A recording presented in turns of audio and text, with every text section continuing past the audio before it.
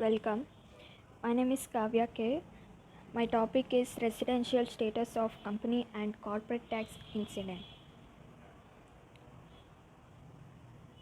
Residential status in income tax. In residential status, know about the person. In person, two divisions like legal status and residential status. In legal status, uh, individuals, firm, companies and institution, HUF, etc. are there.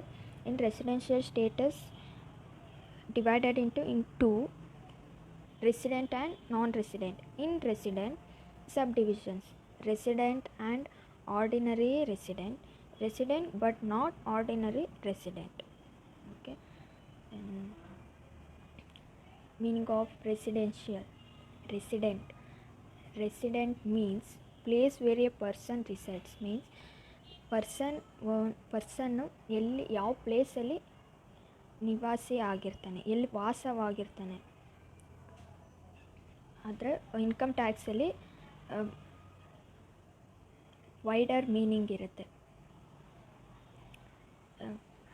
It's taxable income of a person. It is important to know the residential. ಒಂದು ಪರ್ಸನ್ದು taxable ಇನ್ಕಮ್ನ ತಿಳ್ಕೊಳ್ಳೋ ಅಂಥದ್ದು residential status ಆಗಿರುತ್ತೆ.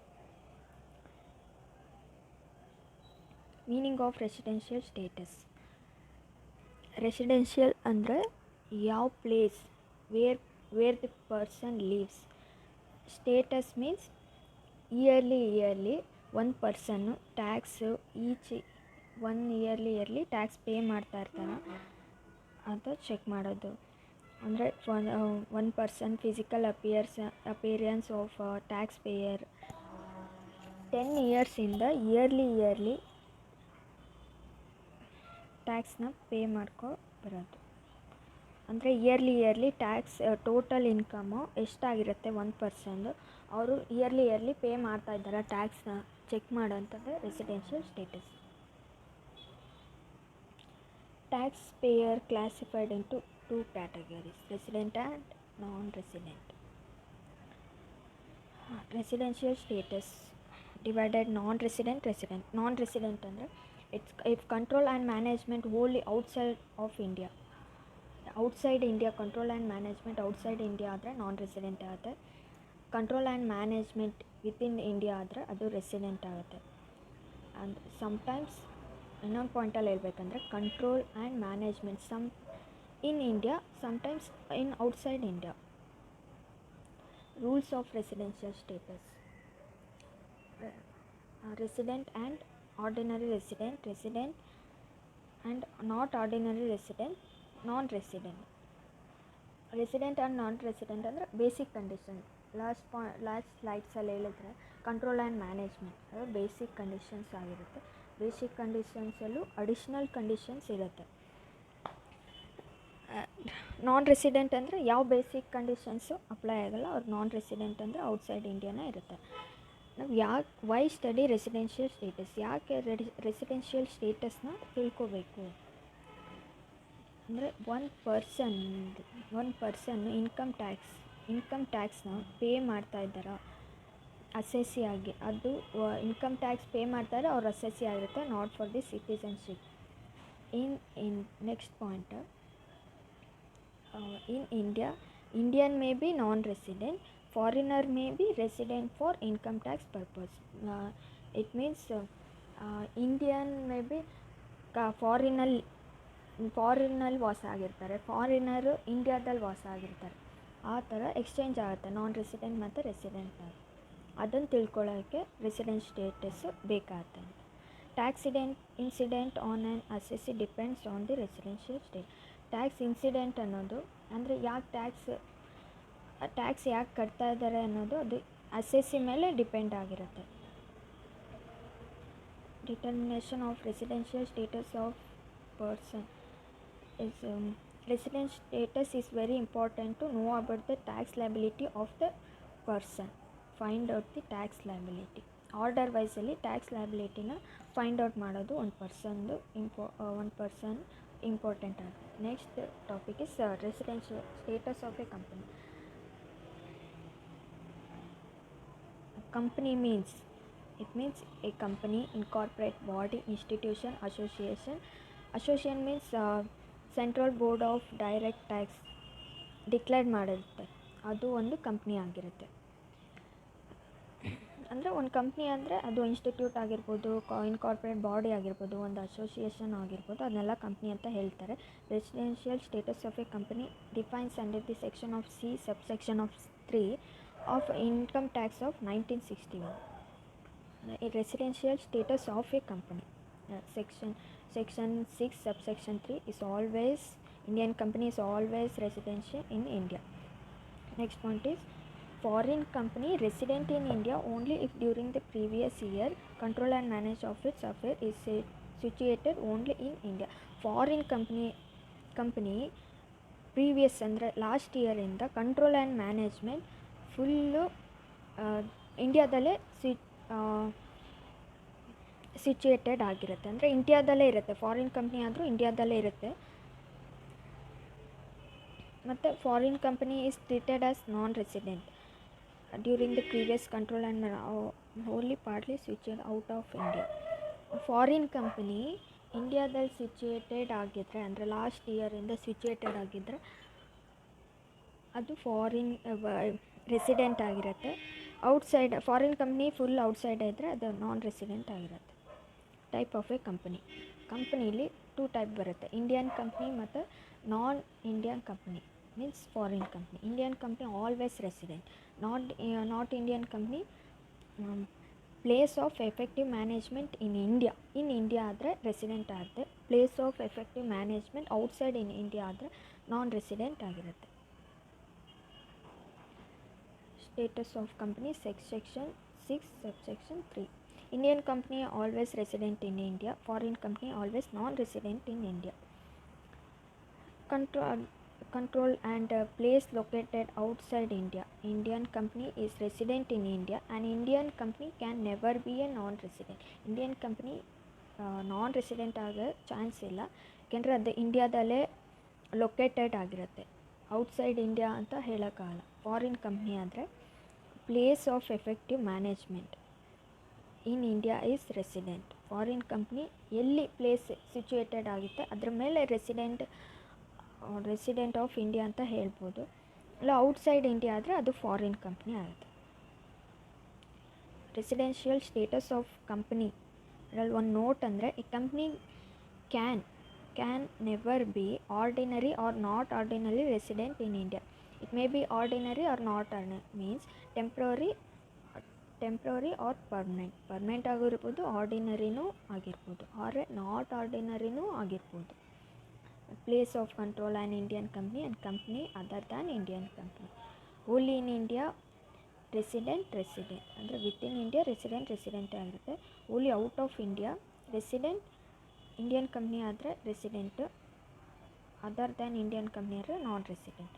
Partly in India and partly outside India, ಅಂದರೆ of ಇಂಡಿಯಾದಲ್ಲಿ outside India ಆದರೆ resident non resident ಆಗುತ್ತೆ.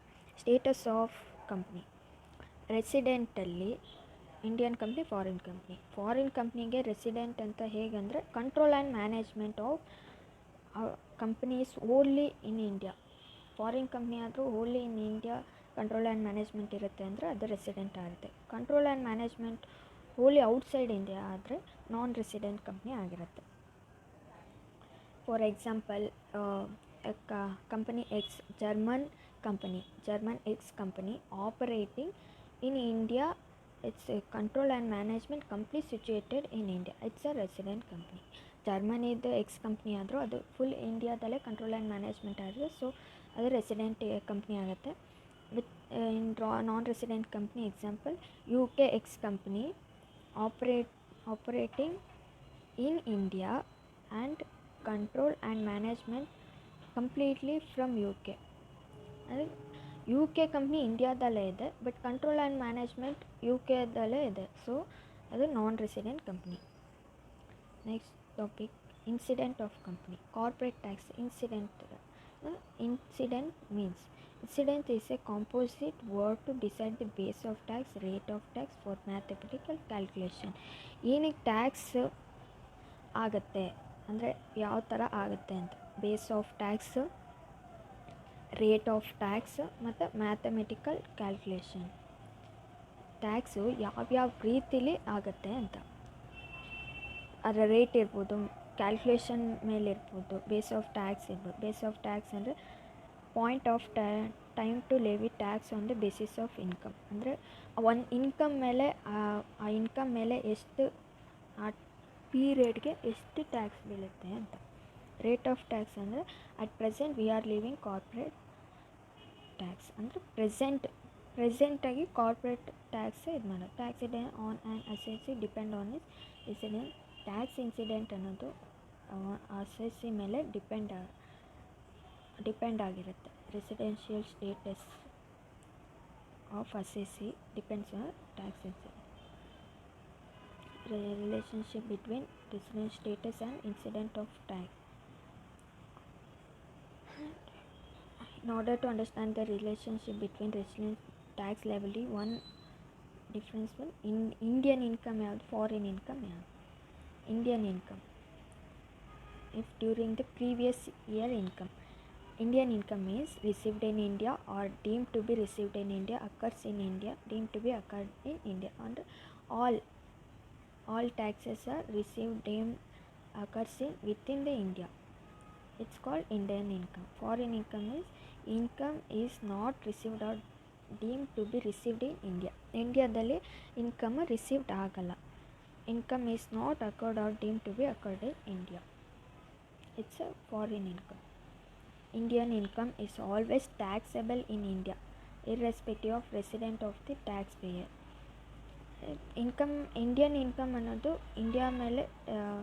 ಇಂಡಿಯಾದಲ್ಲೇ ಯಾವಾಗಲೂ ಟ್ಯಾಕ್ಸೆಬಲ್ ಆಗಿರುತ್ತೆ. ಅದು ಟ್ಯಾಕ್ಸ್ ಪೇಯರ್ದು irrespective of the residential of the taxpayer. ಯಾರು ಪೇ ಮಾಡ್ತಾರೆ ಅವ್ರಿಗೆ ಟ್ಯಾಕ್ಸೆಬಲ್ ಆಗುತ್ತೆ. Foreign income is not taxable in the hands of the non resident.